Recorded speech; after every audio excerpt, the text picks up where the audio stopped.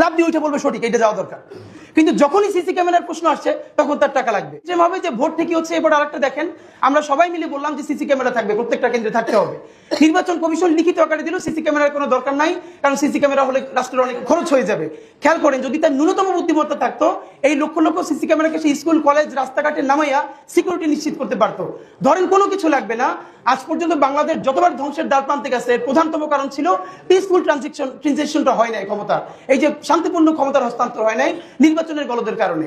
এই নির্বাচন কমিশনকে আপনি গিয়ে সাংবাদিকরা একটা প্রস্তাব দিতে পারেন, গিয়ে বলবেন যে আমরা হিসাব করে দেখছি সামনের নির্বাচনটা ভালো করার জন্য পুরো নির্বাচন কমিশনের সবার আমেরিকা, ইংল্যান্ড, অস্ট্রেলিয়া থেকে 10টা দেশ সফর করে আসা উচিত। লাভ দিয়ে উঠে বলবে সঠিক, এটা যাওয়া দরকার। কিন্তু যখনই সিসি ক্যামেরার প্রশ্ন আসছে তখন তার টাকা লাগবে, মানে এত টাকার দরকার নাই, মানে এত দরত্ব ভালো না।